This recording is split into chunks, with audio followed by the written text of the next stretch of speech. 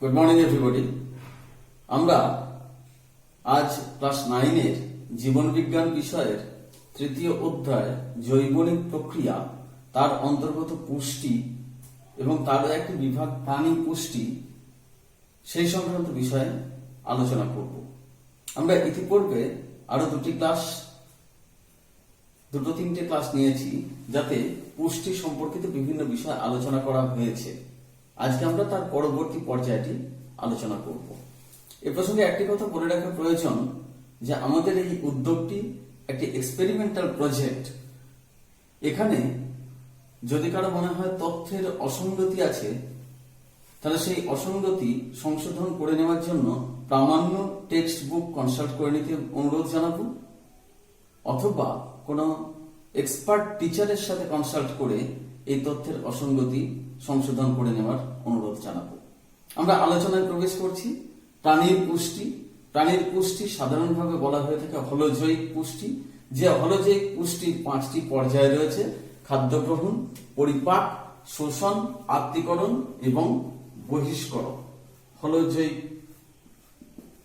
পুষ্টি প্রাণীর পুষ্টি হিসেবে সেটি পরিচিত, এবং তার পর্যায়গুলি হচ্ছে খাদ্য গ্রহণ, গৃহীত খাদ্যের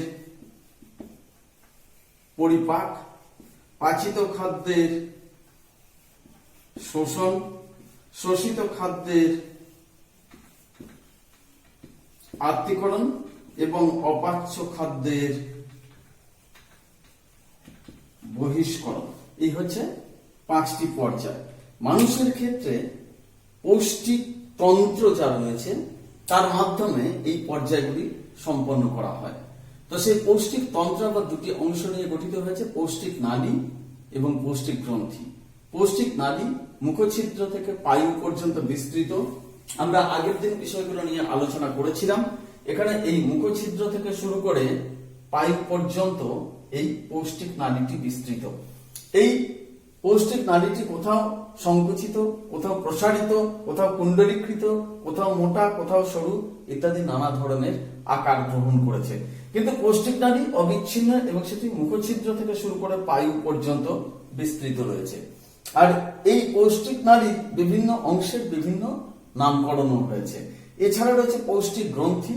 5টি পৌষ্টিক গ্রন্থির সম্বন্ধে আমাদের পরিচয় হয়েছে: লালা গ্রন্থি, যা মুখবিবরে থাকে; এরপর হচ্ছে পাক গ্রন্থি, যা পাকস্থলীর অন্তঃপ্রাচীরে থাকে; যকৃৎ, অগ্নাশয় এবং আন্ত্রিক গ্রন্থি, যা ক্ষুদ্রান্ত্রের ভেতরের প্রাচীরে অবস্থান করে।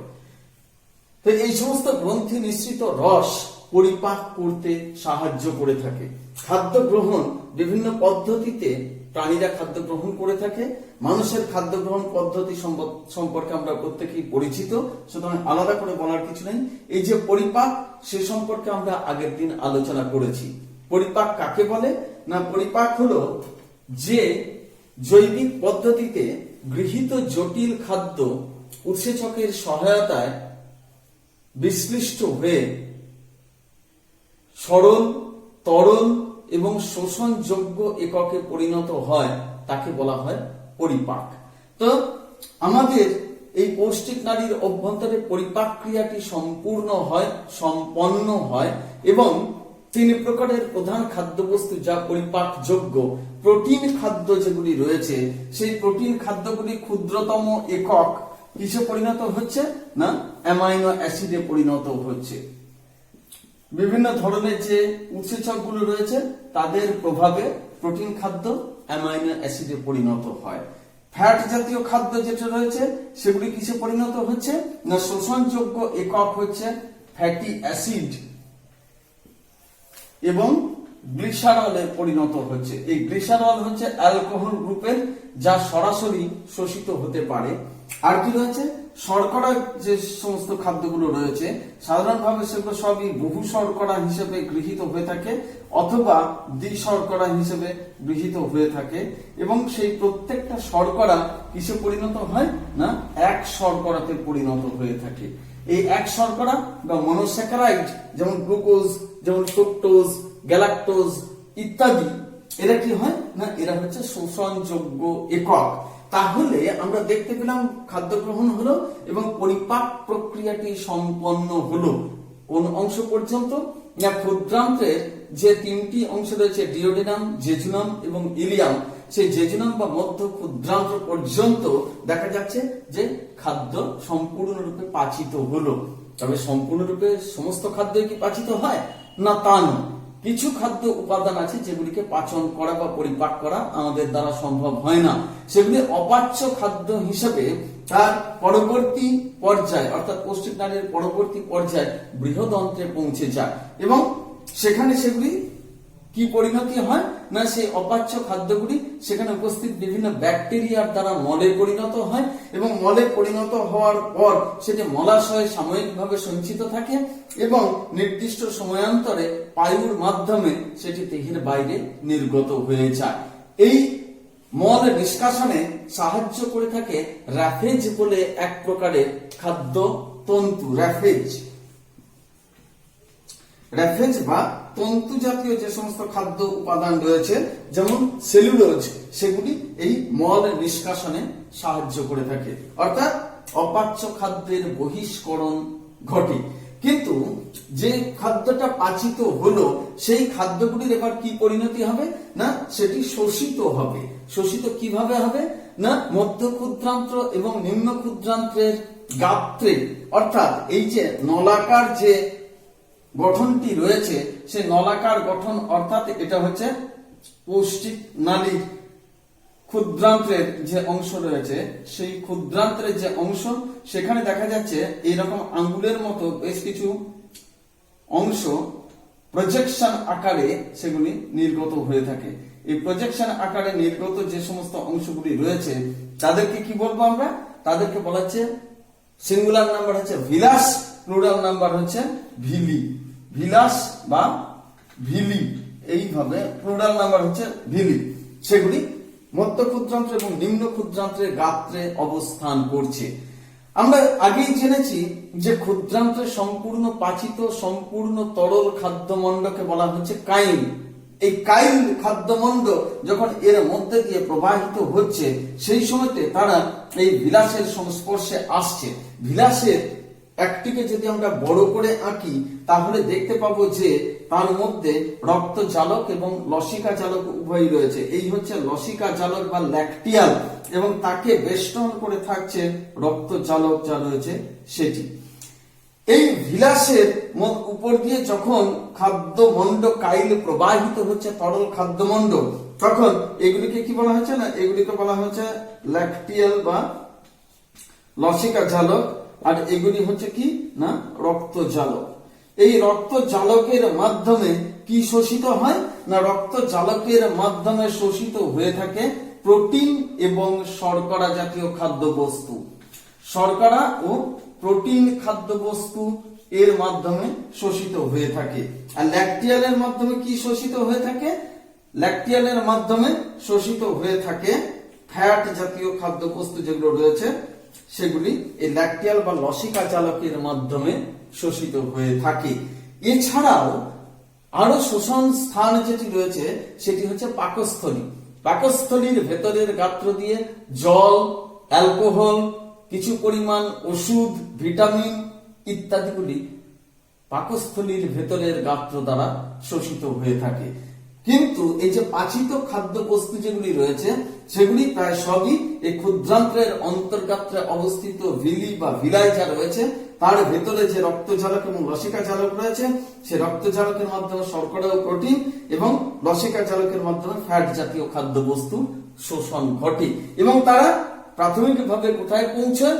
না, সংবহনের মাধ্যমে, পরিবহন পদ্ধতিতে সংবহন তন্ত্রের মাধ্যমে সেটিকে পৌঁছায় প্রথমে যকৃতে এবং যকৃতে কিছু পরিমাণ সেটা কাজে লাগে এবং তারা প্রধান সংবহন তন্ত্রে প্রবেশ করে।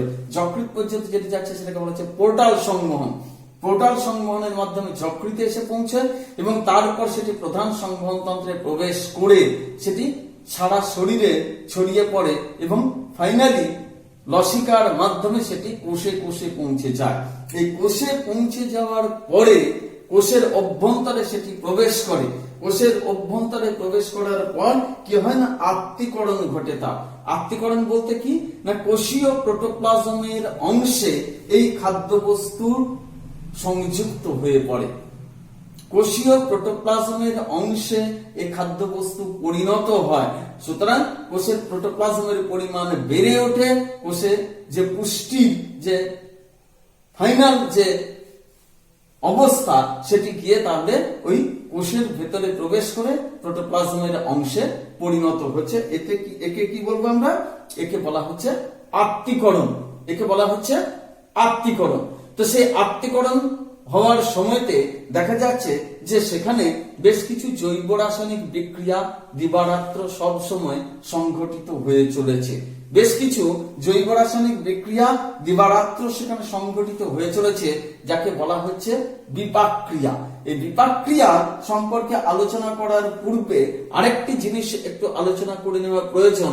সেটি হচ্ছে এই যে পরিপাক ক্রিয়া সংঘটিত হচ্ছে, সেখানে প্রত্যেকটি ক্ষেত্রে একটি বিশেষ জৈব রাসায়নিক পদার্থ অত্যন্ত গুরুত্বপূর্ণ ভূমিকা পালন করে থাকে, তাকে বলা হচ্ছে উৎসেচক, ইংরেজিতে বলে এনজাইম।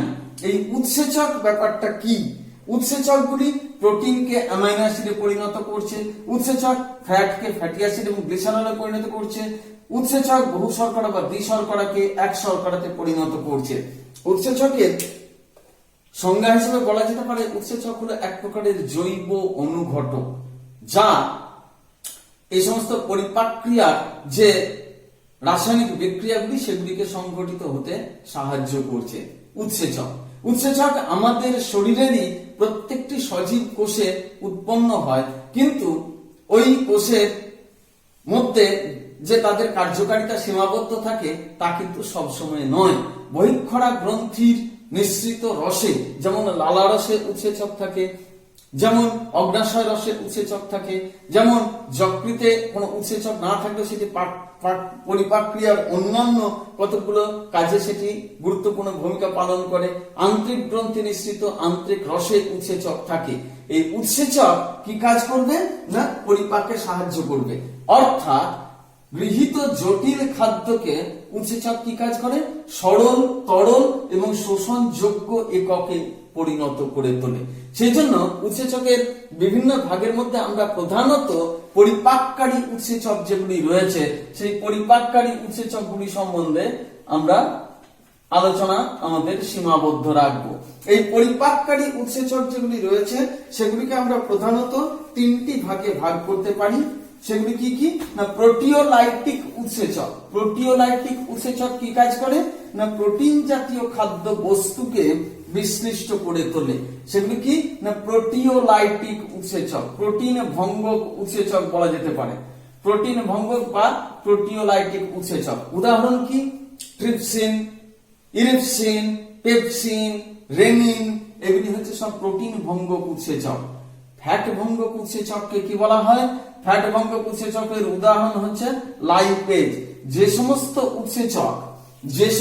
উৎসেচক এই ফ্যাট জাতীয় খাদ্য বস্তুকে বিশ্লিষ্ট করে তাকে বলা হচ্ছে ফ্যাট ভঙ্গক উৎসেচক। যেমন উদাহরণ হচ্ছে লাইপেজ। আর রয়েছে বহু শর্করাকে বা দ্বিশর্করাকে এক শর্করাতে রূপান্তরিত করছে যে সমস্ত উৎসেচক, তাদেরকে বলা হচ্ছে শর্করা ভঙ্গক উৎসেচক। শর্করা ভঙ্গক উৎসেচকের উদাহরণ প্রচুর রয়েছে, যেমন হচ্ছে টায়ালিন বা স্যালিভারি অ্যামাইলেজ, যা সেদ্ধ শ্বেতসারকে মল্টোজে পরিণত করছে। মল্টোজকে 2 অণু গ্লুকোজে পরিণত করছে। সুক্রোজকে 1 অণু গ্লুকোজ এবং 1 অণু ফ্রুক্টোজে পরিণত করছে। ল্যাকটোজ নামক দুগ্ধ শর্করাকে 1 অণু গ্লুকোজ এবং 1 অণু গ্যালাক্টোজে পরিণত করছে। এইভাবে তাহলে প্রোটিন ভঙ্গক, ফ্যাট ভঙ্গক এবং শর্করা ভঙ্গক এই 3 প্রকারের উৎসেচক আমরা আমাদের পরিপাক ক্রিয়ায় সরাসরি অংশগ্রহণ করছে, সেটিকে আমরা দেখতে পাচ্ছি। এখন এই উৎসেচকের কতগুলো বৈশিষ্ট্য রয়েছে। উৎসেচকের বৈশিষ্ট্য কি কি?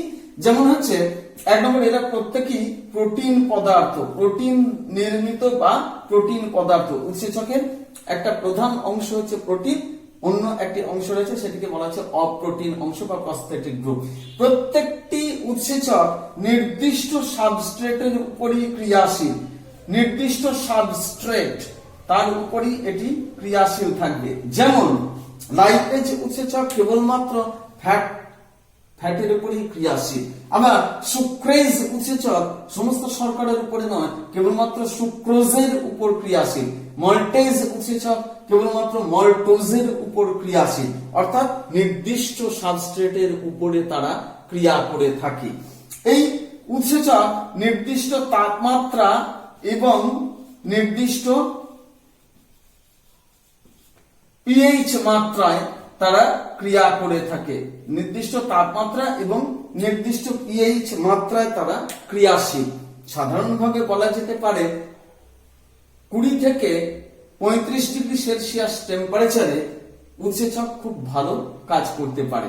টেম্পারেচার যদি আরো অনেক বেড়ে যায় তখন উৎসেচক বিশ্লিষ্ট হয়ে যায়, ভেঙে যায়। টেম্পারেচার যদি খুব কমে যায় তখন সেটি নিষ্ক্রিয় অবস্থায় অবস্থান করে। পিএইচ মাত্রা, এক এক প্রকারের উৎসেচক এক একটি নির্দিষ্ট পিএইচ মাত্রায় ক্রিয়াশীল। যেমন পেপসিন উৎসেচক আম্লিক মাধ্যমে ক্রিয়াশীল। 1.5 পর্যন্ত পিএইচ মাত্রা হলে সেটি খুব সুন্দরভাবে ক্রিয়াশীল। যেটা পাকস্থলীর পিএইচ মাত্রা সেই জায়গাতে পৌঁছে দেয় হাইড্রোক্লোরিক অ্যাসিড। আবার ট্রিপসিন উৎসেচক হচ্ছে ক্ষারীয় মাধ্যমে ক্রিয়াশীল। সেটি কোথায় থেকে নির্গত হচ্ছে? অগ্নাশয় গ্রন্থি থেকে অগ্নাশয় রসের মধ্যে দিয়ে সেটি আসে এবং ডুওডেনামে আসার পর সেটি যখন ক্ষারীয় মাধ্যমে পরিণত হচ্ছে পিত্তরসের দ্বারা, তখন অর্থাৎ ওই কাইম খাদ্যকে, অ্যাসিডিক খাদ্যকে প্রশমিত করে তাকে ক্ষারীয় মাধ্যমে যখন পরিণত করা হচ্ছে তখন ট্রিপসিন উৎসেচক তার উপর ক্রিয়া করতে পারে। সামান্য পরিমাণ উৎসেচক প্রচুর পরিমাণ সাবস্ট্রেটের উপরে ক্রিয়া করতে পারে। এগুলি হচ্ছে সমস্ত উৎসেচকের যা বৈশিষ্ট্য সেগুলি। উৎসেচক বিক্রিয়ার পর উৎসেচকের কোনো পরিবর্তন ঘটে না, অপরিবর্তিত অবস্থাতেই সে থেকে যেতে পারে। তো এটা গেল উৎসেচক সম্বন্ধে কিছু কথা। এখন আমরা তাহলে দেখলাম যে খাদ্য গ্রহণ হলো, গৃহীত খাদ্যের পরিপাক হলো। এই পরিপাক হওয়ার পর দুটো অংশে খাদ্যটি বিশ্লিষ্ট হয়ে গেল, ভেঙে গেল। একটি অংশ পাচিত হলো আর একটি অংশ অপাচ্য হলো। অপাচ্য অংশ চলে গেল বৃহদন্ত্রের কোলনে, সেখানে ব্যাকটেরিয়ার দ্বারা সেটি বিশ্লিষ্ট হয়ে বা সেটির বিশ্লেষণের পরে সেটি কি তৈরি করলো? মল তৈরি করলো। মল সাময়িকভাবে মলাশয়ে অবস্থান করলো এবং তারপর পায়ুর মাধ্যমে দেহের বাইরে নির্গত হয়ে গেল। পাচিত খাদ্য শোষিত হলো। প্রধান শোষণ স্থল হচ্ছে ক্ষুদ্রান্ত্রের অন্তর্গাত্রে অবস্থিত ভিলি বা ভিলাই। সেখানে ফ্যাট এবং প্রোটিন, শর্করা জাতীয় খাদ্য সকলে শোষিত হলো। শোষিত হওয়ার পর সেটি সংবহনের মাধ্যমে প্রত্যেকটি কোষে কোষে পৌঁছে গেল। কোষের যে প্রোটোপ্লাজম তার অংশে এটি সংযুক্ত হওয়ার নাম হচ্ছে আত্তীকরণ। এই যে আত্তীকরণ, এখানেই আসছে এবার বিপাক ক্রিয়া। এখানেই আসছে এবার বিপাক ক্রিয়া। আমরা বিপাক বা মেটাবলিজম কাকে বলবো? আমরা জানি যে প্রত্যেকটি সজীব কোষে, কি উদ্ভিদ কি প্রাণী, প্রত্যেকটি সজীব কোষে দিন রাত 24 ঘন্টা বিভিন্ন ধরনের জৈব রাসায়নিক বিক্রিয়া সংঘটিত হয়ে চলেছে। এই যে সমস্ত জৈব রাসায়নিক বিক্রিয়াগুলি প্রত্যেকটি সজীব কোষে দিবারাত্র সংঘটিত হয়ে চলেছে, তাদের একত্রে বলা হয় বিপাক ক্রিয়া বা মেটাবলিজম। এই বিপাক ক্রিয়ার দুটি ভাগ রয়েছে। একটিকে বলা হচ্ছে উপচিতিমূলক বিপাক ক্রিয়া, আর একটিকে বলা হচ্ছে অপচিতিমূলক বিপাক ক্রিয়া। তো উপচিতিমূলক বিপাক ক্রিয়া কাকে বলবো? না, যে বিপাক ক্রিয়ার ফলে কোষীয় প্রোটোপ্লাজমের পরিমাণ বৃদ্ধি পায়, কোষের শুষ্ক ওজন বা জীবের শুষ্ক ওজন বৃদ্ধি পায়, তাকে বলবো আমরা উপচিতিমূলক বিপাক ক্রিয়া। এটি হচ্ছে গঠনমূলক বিপাক ক্রিয়া। আর এটিকে বলা হচ্ছে তাহলে কি? না, এটিকে বলা হচ্ছে গঠনমূলক বিপাক ক্রিয়া। আর যে ভাঙনমূলক বিপাক ক্রিয়ার ফলে, যে ভাঙনমূলক জৈব রাসায়নিক বিক্রিয়ার ফলে দেখা যাচ্ছে যে জীবদেহের শুষ্ক ওজন কমে যাচ্ছে, তাকে বলা হচ্ছে অপচিতিমূলক বিপাক ক্রিয়া। উপচিতিমূলক বিপাক ক্রিয়ায় সরল উপাদানগুলি গৃহীত হয় এবং সেখান থেকে জটিল যৌগিক পদার্থ সৃষ্টি হয়ে থাকে। যেমন হচ্ছে সালোক সংশ্লেষ, পুষ্টি। সালোক সংশ্লেষ আমরা কি দেখি? না উদ্ভিদ কার্বন ডাই অক্সাইড বাতাস থেকে নিচ্ছে, মাটি থেকে জল নিচ্ছে, নিয়ে সেখান থেকে গ্লুকোজ তৈরি করছে, অর্থাৎ নতুন বস্তু সংশ্লেষ করছে, যার ফলে তার শুষ্ক ওজন বৃদ্ধি পাচ্ছে, কোষের প্রোটোপ্লাজমের পরিমাণ বৃদ্ধি পাচ্ছে। সুতরাং সেটি হলো উপচিতিমূলক বিপাকক্রিয়া, গঠনমূলক বিপাকক্রিয়া। আর ভাঙনমূলক বিপাকক্রিয়া যেমন হচ্ছে শ্বসন প্রক্রিয়া, যেখানে গ্লুকোজ বিশ্লিষ্ট হয়ে কার্বন ডাই অক্সাইড এবং জল উৎপন্ন করছে আর শক্তি নির্গমন হচ্ছে, অর্থাৎ খাদ্যস্থ স্থৈতিক শক্তির গতীয় শক্তিতে রূপান্তর এবং মুক্তি ঘটছে। সেই কারণে সেটি হলো অপচিতিমূলক বিপাকক্রিয়া। এবং এই অপচিতিমূলককে ভাঙনমূলক কেন বলছি না, গ্লুকোজ বিশ্লিষ্ট হয়ে কার্বন ডাই অক্সাইড ও জল উৎপন্ন করছে, অর্থাৎ কোষীয় যৌগিক পদার্থ বিশ্লিষ্ট হয়ে অপেক্ষাকৃত সরল পদার্থ উৎপাদিত হচ্ছে, সেই জন্য তাকে বলা হচ্ছে অপচিতিমূলক বা ভাঙনমূলক বিপাকক্রিয়া। এবং এর ফলে শুষ্ক ওজন কমে যায়, এর ফলে শুষ্ক ওজন বৃদ্ধি পায়। এই হচ্ছে বিপাকক্রিয়া। অবিরত কোষের মধ্যে উপচিতি এবং অপচিতি মূলক বিপাকক্রিয়া সংঘটিত হয়ে চলেছে। কিন্তু যদি দেখা যায় উপচিতিমূলক বিপাকক্রিয়ার হার বেশি অপচিতির তুলনায়, তাহলে জীবদেহের ওজন বৃদ্ধি পাবে, সামগ্রিকভাবে বৃদ্ধি হবে, ক্ষয়পূরণ হবে ইত্যাদি। আর যদি উল্টোটা হয়, অর্থাৎ উপচিতির তুলনায় যদি অপচিতিমূলক বিপাকক্রিয়ার হার বৃদ্ধি পায়, তাহলে কোষীয় যে বস্তুগুলি রয়েছে সেগুলি বিশ্লিষ্ট হচ্ছে এবং সেক্ষেত্রে দেহের ওজন কমে যাবে এবং দেহ রোগগ্রস্ত ইত্যাদি হতে পারে। সেটি হচ্ছে অপচিতিমূলক বিপাকক্রিয়ার হার যখন বেড়ে যায় তখন এই ঘটনাটি ঘটতে পারে। মূলত অপচিতিমূলক বিপাকক্রিয়া প্রধান উদ্দেশ্য হচ্ছে খাদ্যস্থ স্থৈতিক শক্তিকে গতীয় শক্তিতে রূপান্তরিত করে তার দ্বারা, অর্থাৎ সেই শক্তির দ্বারা জৈবনিক বা শারীরবৃত্তীয় ক্রিয়াকলাপগুলিকে পরিচালনা করা। এটা আমাদের যারা প্রাণী তাদের ক্ষেত্রে অপেক্ষাকৃত বেশি শক্তির প্রয়োজন হয়, কারণ প্রাণীরা চলন, গমন, রেচন, জনন ইত্যাদিতে অনেক বেশি শক্তি ব্যয় করে থাকে। আমরা সাধারণভাবে কোনো কাজকর্ম না করলেও সম্পূর্ণ শারীরিক এবং মানসিক বিশ্রামরত অবস্থাতেও কিন্তু আমাদের শরীরে কিছু পরিমাণ তাপ শক্তি নির্গত হতেই থাকে, যার দ্বারা আমাদের যে ন্যূনতম জৈবনিক ক্রিয়াকলাপ সেগুলিকে আমরা পরিচালনা করে থাকি। এই যে ব্যাপারটা, সেটাকে বলা হয় মৌল বিপাক হার বা বেসাল মেটাবলিক রেট বা BMR, মৌল বিপাক হার। এই মৌল বিপাক হার ব্যাপারটা কি না, মৌল বিপাক হার হচ্ছে সংজ্ঞা হিসেবে বলা যেতে পারে একজন প্রাপ্তবয়স্ক সুস্থ ব্যক্তির হালকা সহজপাচ্য খাদ্য গ্রহণের 12 থেকে 14 ঘন্টা পর সম্পূর্ণ শারীরিক ও মানসিক বিশ্রামরত অবস্থায় আরামদায়ক উষ্ণ পরিবেশে দেহের শারীরবৃত্তীয় ক্রিয়াকলাপগুলি পরিচালনার জন্য যে ন্যূনতম তাপ শক্তি নির্গত হয় তার হার প্রতি ঘন্টায় প্রতি বর্গমিটার দেহতল হতে যে পরিমাণ তাপ শক্তি নির্গত হয় তাকেই বলা হয় মৌল বিপাক হার বা বেসাল মেটাবলিক রেট। এটি পুরুষদের ক্ষেত্রে কি হয় না, পুরুষ মানুষের ক্ষেত্রে এটি হচ্ছে 40 কিলো ক্যালোরি প্রতি বর্গমিটার দেহতল প্রতি ঘন্টা, প্রতি ঘন্টা প্রতি বর্গমিটার দেহতল।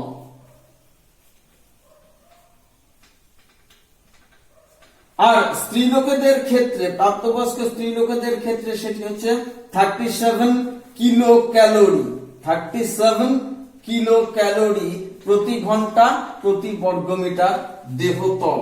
সাধারণভাবে দেখা যায় একজন প্রাপ্তবয়স্ক পুরুষ খুব হালকা পরিশ্রমকারী যারা, তাদের 2200 থেকে 2300 কিলো ক্যালোরি তাপ শক্তি প্রয়োজন হয়। স্ত্রী লোকেদের ক্ষেত্রে সেটি আরেকটু কম, 2000 এর আশেপাশে এই তাপ শক্তির প্রয়োজন হয়।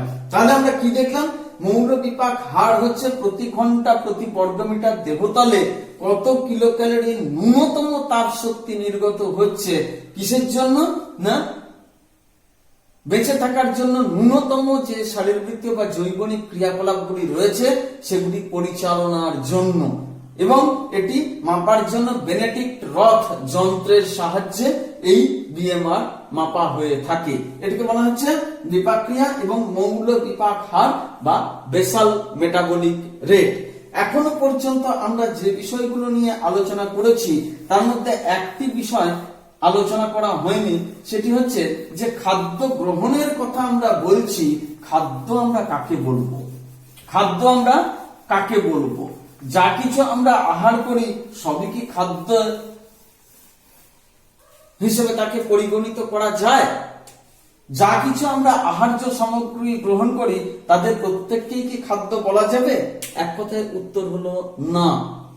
অর্থাৎ এমন কিছু কিছু আহার্য সামগ্রী আমরা গ্রহণ করে থাকি যেগুলি পরিপাক করা যায় না, যেগুলি থেকে শক্তি উৎপাদন হয় না এবং যেগুলি আমাদের বৃদ্ধি, ক্ষয়পূরণ বা রোগ প্রতিরোধক ক্ষমতা বাড়িয়ে তোলে না।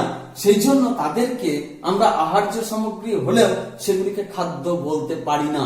যেমন থোড়ের মধ্যে প্রচুর সেলুলোজ থাকে, সেই সেলুলোজকে কিন্তু প্রকৃত অর্থে খাদ্য বলা যায় না, কারণ সেলুলোজ আমরা পরিপাক করতে পারি না। সেই কারণে তার থেকে আমরা আমাদের দেহের বৃদ্ধি, ক্ষয়পূরণ বা তাপ শক্তি উৎপাদন ইত্যাদি করতে পারি না। তাহলে খাদ্য আমরা কাকে বলবো না? যে সমস্ত আহার্য সামগ্রী গ্রহণ করার ফলে সেগুলি থেকে আমরা আমাদের দেহের বৃদ্ধি, ক্ষয়পূরণ, রোগ প্রতিরোধক ক্ষমতা বাড়িয়ে তুলতে পারি এবং দৈনিক কর্মশীলতার জন্য উপযুক্ত পরিমাণে তাপ শক্তি আমরা সেখান থেকে পেতে পারি, তাদেরকে আমরা বলে থাকি খাদ্য। এই খাদ্য প্রধানত দুটি গ্রুপে ভাগ করতে পারা যায়। এক দলকে বলা হচ্ছে দেহ পরিপোষক খাদ্য, আরেক দলকে বলা হচ্ছে দেহ সংরক্ষক খাদ্য।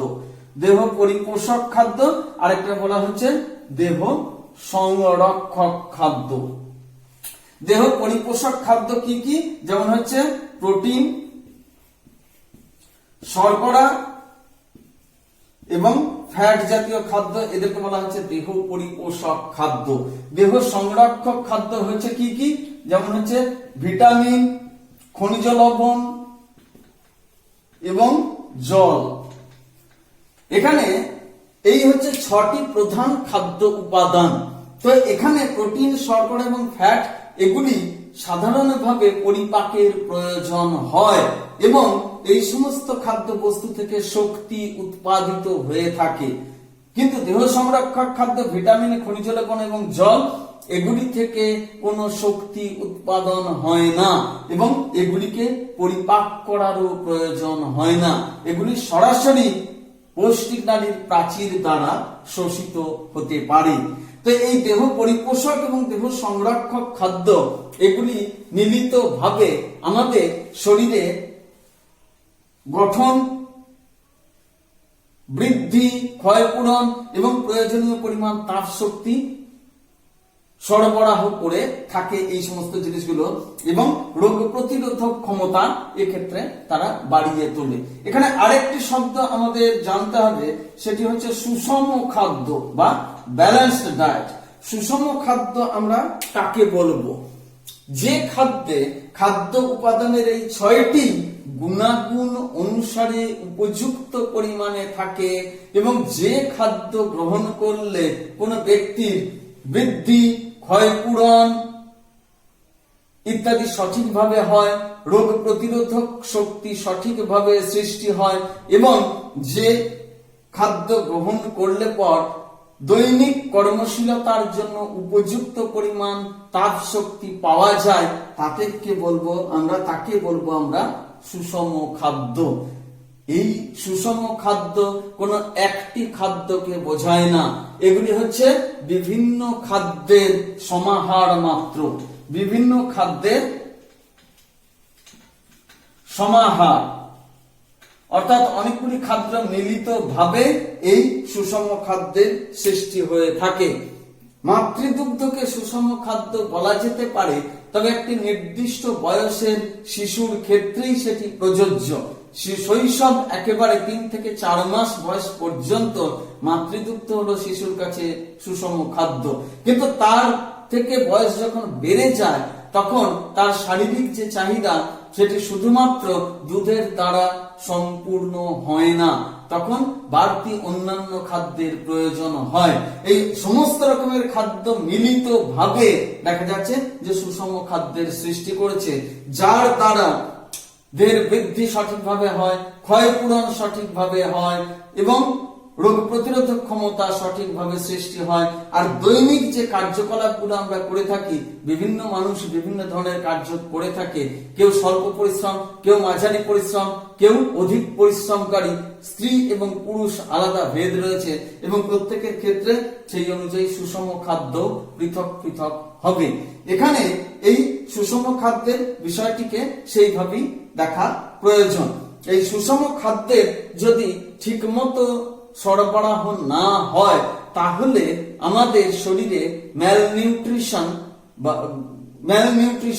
বা এটাকে কি বলবো, মানে উনপুষ্টি বা অতিপুষ্টি ইত্যাদি ঘটে থাকে। তো সেই বিষয়টাকে ম্যালনিউট্রিশন এক কথাতে বলা হয়ে থাকে সুষম খাদ্য সঠিকভাবে যদি আমরা আমাদের দেহে সরবরাহ করতে না পারি। তো এই গেল আমাদের খাদ্য এবং সুষম খাদ্য সম্পর্কিত কিছু কথা। এখন দেখা যাচ্ছে যে ওই যে বিপাক ক্রিয়ার সম্পর্কে বললাম, সেই বিপাকের ক্ষেত্রে কতগুলি বিপাকজাত গোলযোগ মানুষের শরীরে দেখতে পাওয়া যায়। বিপাকজাত গোলযোগ সেগুলি কিরকম? বিপাকজাত গোলযোগ অর্থাৎ ডিসঅর্ডার, মেটাবলিক ডিসঅর্ডার বলা হয় তাকে। বিপাক ক্রিয়ার গোলযোগের ফলে যে যে সমস্যাগুলি এখানে দেখতে পাওয়া যায় তার একটি হচ্ছে স্থূলতা বা ওবেসিটি। স্থূলতা বা ওবেসিটি সেটি কিরকম না, BMI basal body mass index, body mass index একটি নির্দিষ্ট সূচক আছে, সেই সূচক অনুযায়ী উচ্চতা অনুযায়ী ওজন, উচ্চতা এবং ওজনের একটি সম্পর্ক রয়েছে। তাতে যদি দেখা যায় যে নির্দিষ্ট মাত্রা অতিক্রম করে গেছে ওজন, তখন তাকে বলবো আমরা স্থূলকায় ব্যক্তি। এটি কেন হয়ে থাকে না, এটির প্রধান কারণ হচ্ছে যে যে পরিমাণ শক্তি আমরা প্রতিদিন আমাদের বিভিন্ন ধরনের পরিশ্রমের জন্য আমাদের চাহিদা, সেই অনুযায়ী আমাদের ক্যালোরি সমৃদ্ধ খাদ্য গ্রহণ করা উচিত।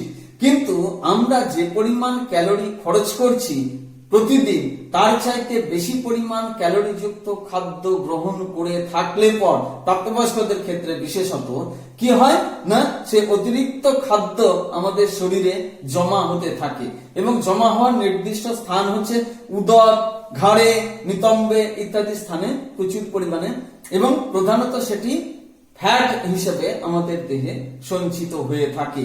ফলত আমাদের শরীরের ওজন স্বাভাবিকের তুলনায় বেড়ে যায়। এই অতিরিক্ত বেড়ে গেলে পর আমাদের শরীরে বিভিন্ন ধরনের অসুবিধা দেখা দিতে পারে, যেমন হচ্ছে যে ব্লাড প্রেসার বা রক্তচাপ বৃদ্ধি পায়। রক্তচাপ এখানে অনেক সময়তে বৃদ্ধি পেতে পারে।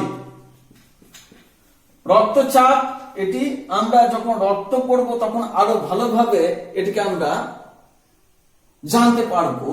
আমাদের শরীরে যে রক্ত প্রবাহিত হচ্ছে ধমনীর অভ্যন্তরে এবং শিরার অভ্যন্তরে, সেটি ধমনী গাত্রে এবং শিরা গাত্রে প্রতিনিয়ত একটি চাপের সৃষ্টি করছে বা চাপ বজায় রাখছে। সেই চাপটিকে একটি বিশেষ যন্ত্রের সাহায্যে মাপা হয়, তাকে বলা হয় স্ফিগমোম্যানোমিটার। স্ফিগমোম্যানোমিটার যন্ত্রের সাহায্যে রক্তচাপ মাপা হয়। মানুষের চাপ হচ্ছে, রক্তচাপ দুই প্রকারের, একটা হচ্ছে সিস্টোলিক প্রেসার, আরেকটি হচ্ছে ডায়াস্টোলিক প্রেসার, অর্থাৎ সংকোচন চাপ এবং প্রসারণ চাপ। এই সংকোচন চাপ এবং প্রসারণ চাপ, সংকোচন চাপ এবং প্রসারণ চাপ কাকে বলবো না, যখন দেখা যাচ্ছে যে হৃৎপিণ্ড সংকুচিত হচ্ছে তখন বেশি পরিমাণ রক্ত মহাধমনী পথে বাহিত হচ্ছে এবং ধমনীর গাত্রে বেশি চাপ প্রয়োগ করছে। সেটি স্বাভাবিক মান হচ্ছে 120 মিলিমিটার পারদ স্তম্ভের চাপের সমান। 120 মিলিমিটার পারদস্তম্ভের চাপের সমান, আর প্রসারণ চাপ হচ্ছে 80 মিলিমিটার পারদস্তম্ভের চাপের সমান। সেই জন্য সিস্টোলিক এবং ডায়াস্টোলিক প্রেসারকে কি বলা হয়ে থাকে? 120/80 মিলিমিটার পারদস্তম্ভের চাপের সমান স্বাভাবিক অবস্থা। এটি যদি আরো বেড়ে যায়, 120 ছাড়িয়ে 140, 50, 60 যদি হয়ে যায়, বা 80 ছাড়িয়ে যদি 90, 100 ইত্যাদি হয়ে থাকে, তখন তাকে বলা হচ্ছে রক্তচাপ বৃদ্ধি বা হাই ব্লাড প্রেসার। রক্তচাপ বৃদ্ধি বা হাই ব্লাড প্রেসার। এটির বিভিন্ন কারণ থাকতে পারে, যার অন্যতম কারণ হচ্ছে খাদ্যাভ্যাস এবং পরিশ্রম। শারীরিক পরিশ্রম বা ব্যায়াম এবং খাদ্যাভ্যাস, এই দুটির উপরে এটি অনেকাংশে নির্ভর করে থাকে।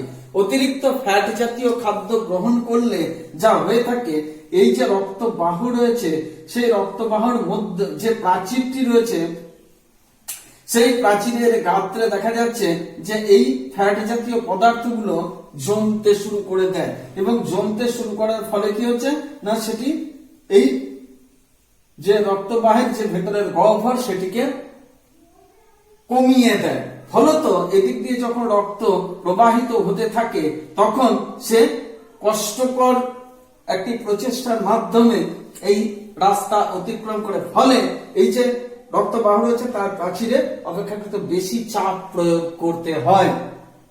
এর ফলে দেখা যাচ্ছে ব্লাড প্রেসার বেড়ে যাচ্ছে। কখনো কখনো আবার দেখা যায় যে এটি সম্পূর্ণরূপে বন্ধ করে দিতে পারে, এবং এটি যদি আমাদের হৃৎপিণ্ডের যে রক্তবাহ রয়েছে, সেখানে হৃৎপেশিতে রক্ত সংবহনকারী যে সমস্ত অংশগুলো রয়েছে, সেখানে যদি হয়, তাহলে সেটি মারাত্মক অবস্থার সৃষ্টি করে এবং হৃৎপিণ্ড ঘটিত একটি গোলযোগের সৃষ্টি করে। যদি আমাদের মস্তিষ্কের অভ্যন্তরে রক্ত সংবহনকারী সূক্ষ্ম সূক্ষ্ম ধমনী এবং শিরার ধমনীর মধ্যে হয়ে থাকে, তখন দেখা যাচ্ছে যে মস্তিষ্কে সেটি বিশেষ গোলযোগের সৃষ্টি করে থাকে। তো এটা একটা অন্যতম বিষয় এখানে রয়েছে। এছাড়া কি রয়েছে? অ্যাথেরোস্ক্লেরোসিস বলা হচ্ছে এটিকে বলা হচ্ছে অ্যাথেরোস্ক্লেরোসিস।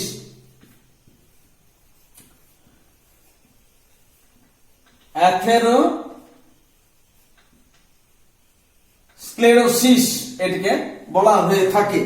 তো এই সমস্যা থেকে মুক্তি পেতে গেলে যেটি করতে হবে, সেটি হচ্ছে অতিরিক্ত ফ্যাট সমৃদ্ধ খাদ্যবস্তু নির্দিষ্ট বয়সের পরে অবশ্যই বর্জন করতে হবে। সোডিয়াম ক্লোরাইড অর্থাৎ খাদ্য লবণের পরিমাণ এই শারীরিক অবস্থা অনুযায়ী নিয়ন্ত্রণ করতে হবে। এগুলি সব হচ্ছে বিপাকজাত গোলযোগ। এছাড়াও রয়েছে গলগণ্ড, যা আয়োডিনের অভাবে হয়ে থাকে।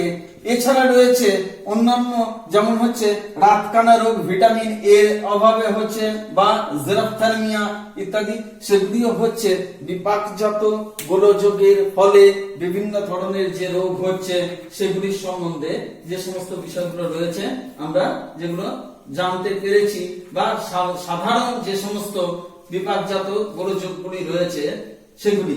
এছাড়া রয়েছে আর্থ্রাইটিস,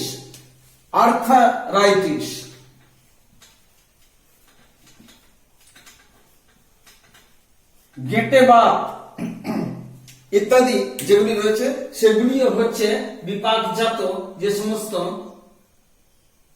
গোলযোগ, সেগুলি আমরা এক্ষেত্রে দেখতে পাই। আর কি রয়েছে? ইউরিমিয়া।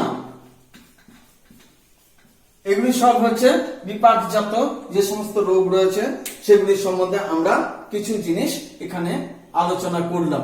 তো এইভাবে আমরা দেখতে পাচ্ছি যে প্রাণী পুষ্টির যে বিষয়গুলি রয়েছে, সেগুলি সম্বন্ধে আমাদের আলোচনা আমরা মোটামুটি ভাবে এখানে সম্পূর্ণ করলাম।